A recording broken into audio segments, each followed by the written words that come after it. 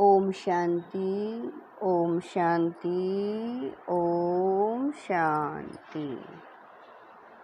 29/8/24 प्रातः मुरली। ओम शांति। बाप दादा मधुबन।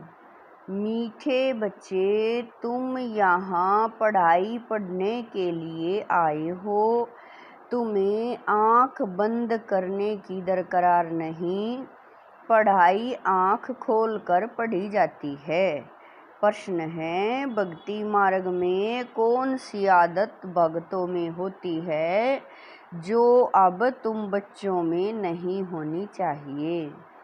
उत्तर है, भक्ति में किसी भी देवता की मूर्ति के आगे जाकर कुछ न कुछ मांगते रहते हैं। उन्हों में मांगने की आदत पड़ जाती है। लक्ष्मी के आगे जाएंगे तो धन मांगेंगे, लेकिन मिलता कुछ नहीं। अब तुम बच्चों में यह आदत नहीं। तुम तो बाप के वर्षे के अधिकारी हो। तुम सच्चे विचित्र बाप को देखते रहो। इसमें ही तुम्हारी सच्ची कमाई है। ओम शांति। रूहानी बाप बैठ रूहानी बच्चों को समझाते हैं।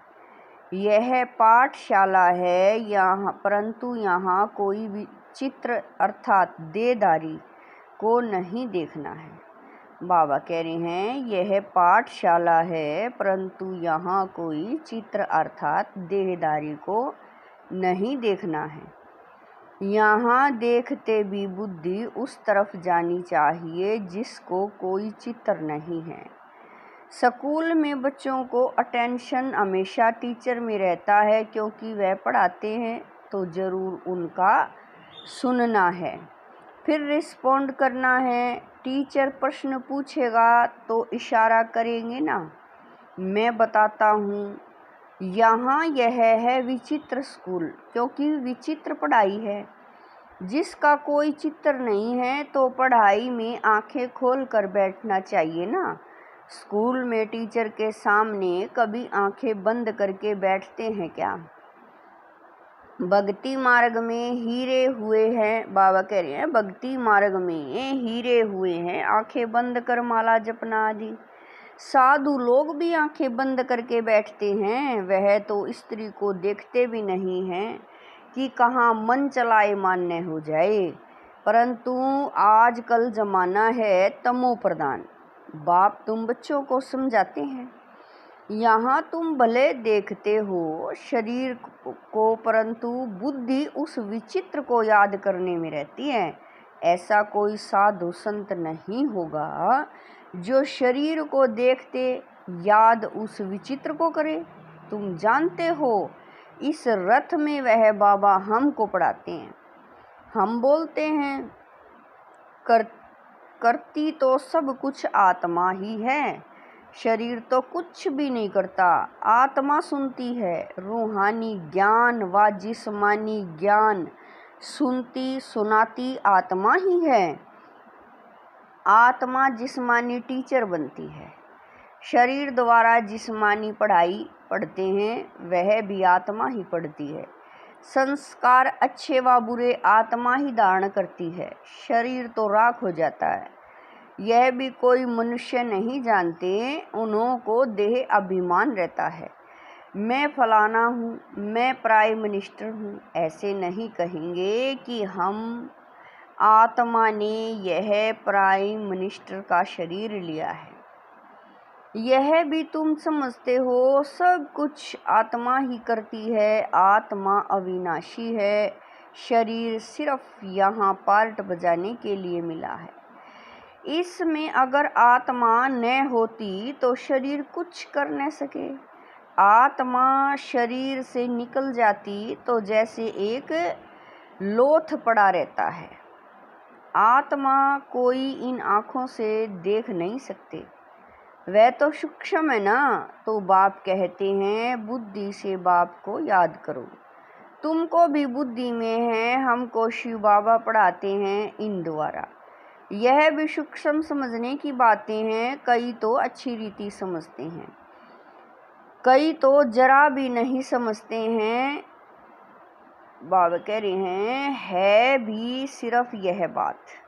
अल्फ माना भगवान। बाबा, सिर्फ भगवान व ईश्वर कहने से वह बाप का संबंध नहीं रहता है। इस समय सब पत्थर बुद्धि हैं, क्योंकि रचयिता बाप और रचना के आदि मध्य अंत को नहीं जानते। यह वर्ल्ड की हिस्ट्री ज्योग्राफी रिपीट होती रहती है। अभी संगम युग है, यह किसी को पता नहीं है। तुम समझते हो, आगे हम भी नहीं जानते थे। बाबा अभी तुम्हें यहाँ ज्ञान से श्रृंगारते हैं, फिर यहाँ से बाहर जाते हो तो माया। बाबा कह रहे हैं, यहाँ से बाहर जाते हो तो माया धूल में लथेड़ ज्ञान श्रृंगार बिगाड़ देती है। बाप श्रृंगार तो करते हैं, परंतु अपना पुरुषार्थ भी करना चाहिए। कई बच्चे मुख से क्या बोलते हैं, जैसे जंगली श्रृंगार जैसे कि हुआ ही नहीं, सब भूल जाते हैं। लास्ट नंबर में जो स्टूडेंट बैठे रहते हैं, उनकी पढ़ाई में इतनी दिल नहीं लगती है। हाँ, फैक्ट्री आदि में सर्विस कर साहूकार बन जाते हैं, पढ़ा हुआ कुछ नहीं। यह तो बहुत उच्च पढ़ाई है। पढ़ाई बगैर तो भविष्य पद मिल नहीं सकता है। यहाँ बाबा कह रहे हैं, यहाँ तुमको फैक्ट्री आदि में बैठकर कोई काम नहीं करना है जिससे धनवान बनना है। यह तो सब कुछ खल्लास होना है। साथ में चलेगी सिर्फ अविनाशी कमाई। तुमको मालूम है, मनुष्य मरते हैं तो खाली हाथ जाते हैं, साथ में कुछ भी ले नहीं जाएंगे। तुम्हारे हाथ बरतू जाएंगे। इसको कहा जाता है सच्ची कमाई। यह सच्ची कमाई तुम्हारी होती है 21 जन्मों के लिए। बेहद का बाप ही सच्ची कमाई कराते हैं। तुम बच्चे देखते हो इस चित्र को, परंतु याद करते हो विचित्र बाप को, क्योंकि तुम भी आत्मा हो। तो आत्मा अपने बाप को ही देखती है, उनसे पढ़ती है। आत्मा को और परमात्मा को तुम देखते नहीं हो, परंतु बुद्धि से जानते हो। हम आत्मा अविनाशी हैं, यह शरीर विनाशी है। यह बाप भी भले सामने तुम बच्चों को देखते हैं, परंतु बुद्धि में है कि आत्माओं का। बाबा कह रहे हैं, परंतु बुद्धि में है कि आत्माओं को समझाते हैं। अभी बाप तुम बच्चों को जो सिखलाते हैं वह सच ही सच है। इसमें झूठ की रत्ती नहीं। तुम सच खंड के मालिक बनते हो। यह है झूठ खंड, झूठ खंड है कलयुग, सच खंड है सतयुग। रात दिन का फर्क है। सतयुग में दुख की बात होती नहीं, नाम ही है सुख धाम। उस सुख धाम का मालिक तो बेहद का बाप ही बनाएंगे। उनका कोई चित्र नहीं और सबके चित्र हैं। उनकी आत्मा का नाम फिरता है क्या? उनका नाम ही है शिव, और सबको आत्मा ही आत्मा कहते। बाकी शरीर का नाम पड़ता है। शिवलिंग है निराकार, ज्ञान का सागर, शांति का सागर। यह शिव की महिमा है। वह बाप भी है, तो बाप से जरूर वर्षा मिलना है। रचना को रचना से वर्षा नहीं मिलता, वर्षा रचयिता देंगे अपने बच्चों को। अपने बच्चे होते भाई के बच्चों को वर्षा देंगे क्या? यह भी बेहद का बाप अपने बेहद के बच्चों को वर्षा देते हैं। यह पढ़ाई है ना। जैसे पढ़ाई से मनुष्य बैरिस्टर आदि बनते हैं, पढ़ाने वाले से और पढ़ाई से योग रहता है। यह तो पढ़ाने वाला है विचित्र। तुम भी आत्माएं विचित्र हो। बाप कहते हैं, मैं आत्माओं को पढ़ाता हूँ, तुम भी समझो हमको बाप पढ़ाते हैं। एक ही बार बाप आकर पढ़ाते हैं, पढ़ती तो आत्मा है ना, दुख सुख आत्मा भोगती है, परंतु शरीर द्वारा आत्मा निकल जाए तो फिर भले शरीर को कितना भी मारो, जैसे मिट्टी को मारते हो। बाबा कह रहे हैं जैसे मिट्टी को मारते हो ना, तो बाप बार बार समझाते हैं अपने को आत्मा समझ, बाप को याद करो। यह तो बाबा जानते हैं, नंबरवार धारणा करते हैं। कोई तो बिल्कुल जैसे बुद्धू है, कुछ नहीं समझते। ज्ञान तो बड़ा सहज है, अंधा लूला लंगड़ा भी समझ सकते हैं, क्योंकि यह तो आत्मा को समझाया जाता है ना। आत्मा लूली लंगड़ी नहीं होती, शरीर होता है। बाप कितना अच्छी रीति बैठ समझाते हैं, परंतु भक्ति मार्ग की आदत आंख बंद करके बैठने की पड़ी हुई है, तो यहाँ भी आंखें बंद कर बैठते हैं। जैसे मत वाले बाप कहते हैं आंखें बंद न करो, सामने देखते हुए भी बुद्धि से बाप को याद करो, तब ही विक्रम विनाश होंगे। कितना सहज है, फिर भी कहते बाबा हम याद नहीं कर सकते हैं। अरे लौकिक बाप जिससे हद का वर्षा मिलता है, उनको तो मरने तक भी याद करते। यह तो सब आत्माओं का बेहद का बाप है, उनको तुम याद नहीं कर सकते हो। तुम बाप को बुलाते भी हैं, ओ गॉड फादर गाइड मी। वास्तव में यह कहना भी रोंग है। बाप सिर्फ एक का तो गाइड नहीं है, वह तो बेहद का गाइड है। एक को थोड़ा ही लिबरेट करेंगे। बाप कहते हैं मैं सबकी आकर सदगति करता हूँ, मैं आया ही हूँ सबको शांति धाम भेज देने। यहाँ मांगने की दरकरार नहीं, बेहद का बाप है ना, वह तो हद में आकर मी करते रहते हैं। हे परमात्मा मुझे सुख दो, दुख मिटाओ, हम पापी नीच हैं, आप रहम करो। बाप कहते हैं मैं बेहद की पुरानी सृष्टि को नया बनाने आया हूँ। नई सृष्टि में देवता रहते हैं, मैं हर 5000 वर्ष बाद आता हूँ, जबकि तुम पूरे पतित बन जाते हो। यह है ही आसुरी संप्रदाय। सतगुरु तो एक ही है, सच बोलने वाला वही बाप भी है, टीचर भी है, सतगुरु भी है। बाप कहते हैं यह आत्माएं ही स्वर्ग का द्वार खोलने वाली हैं। लिखा हुआ भी है गेट वे टू हेवन, परंतु यह भी मनुष्य समझ थोड़े ही सकते हैं। नरक में पड़े हैं ना, तब तो बुलाते हैं।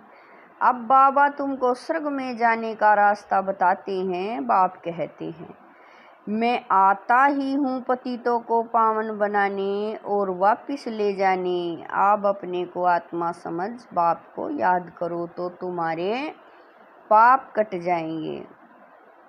सबको एक ही बात सुनाओ कि बाप कहते हैं माया जीत जगत जीत बनो। मैं तुम सबको जगत का मालिक बनाने का रास्ता बताता हूँ। फिर लक्ष्मी की दीपमाला पर पूजा करते हैं, ऊन से धन मांगते हैं। ऐसे नहीं कहते हेल्थ अच्छी करो, आयु बड़ी करो।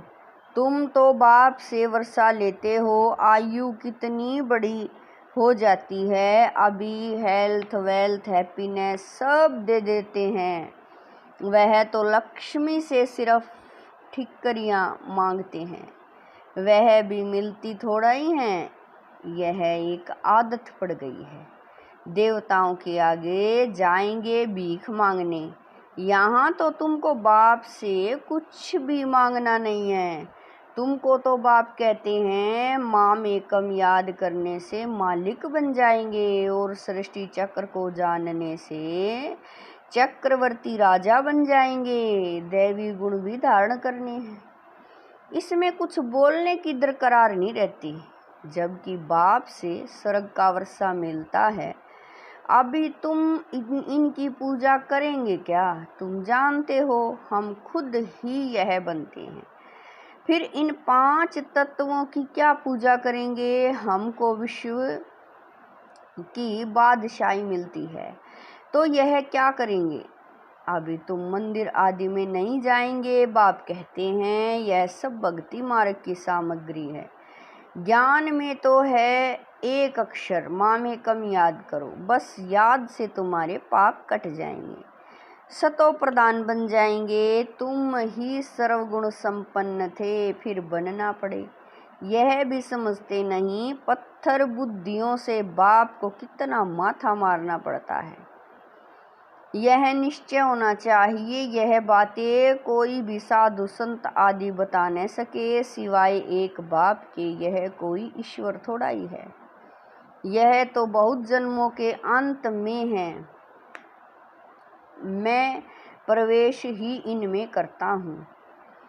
जिसने पूरे 84 जन्म ली है, गावड़े का छोरा था, फिर श्याम सुंदर बनते हैं। यह तो पूरा गावड़े का छोरा था, फिर जब कुछ साधारण बना तो बाबा ने प्रवेश किया, क्योंकि इतनी भट्ठी बननी थी। इन्हों को खिलाएंगे कौन, तो जरूर साधारण भी चाहिए ना। यह सब समझने की बातें हैं। बाप खुद कहते हैं मैं इनके बहुत जन्मों के अंत में प्रवेश करता हूँ। जो सबसे पतित बना है, फिर पावन भी वही बनेंगे। 84 जन्म इसने लिए हैं, तत्व में एक तो नहीं है, बहुत है ना। सूर्यवंशी चंद्रवंशी बनने वाले ही यहाँ आते हैं, नंबरवार पुरुषार्थ अनुसार, बाकी ठहर नहीं सकेंगे। देरी से आने वाले ज्ञान भी थोड़ा सुनेंगे, फिर देरी से ही आएंगे। अच्छा, मीठे मीठे शकील दे बच्चों प्रति माता पिता बाप दादा का याद प्यार और गुड मॉर्निंग। रूहानी बाप की रूहानी बच्चों को नमस्ते।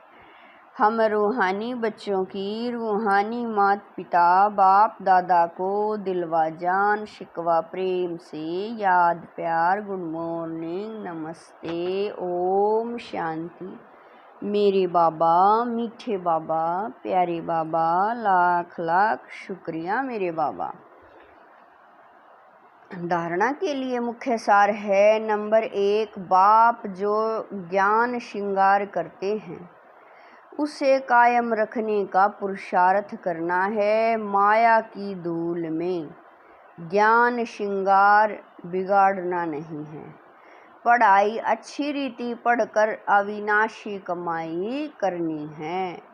नंबर 2, इस चित्र अर्थात देहधारी को सामने देखते हुए बुद्धि से विचित्र बाप को याद करना है। आंखें बंद कर बैठने की आदत नहीं डालनी है।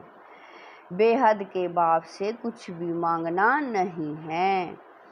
वरदान है समय के महत्व को जान, फास्ट सो फर्स्ट आने वाले तरव गति के पुरुषार्थी भव।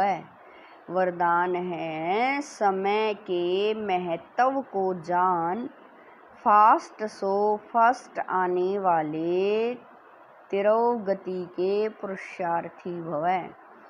अव्यक्त पार्ट में आई हुई आत्माओं को last so fast, fast so first आने का वरदान प्राप्त है।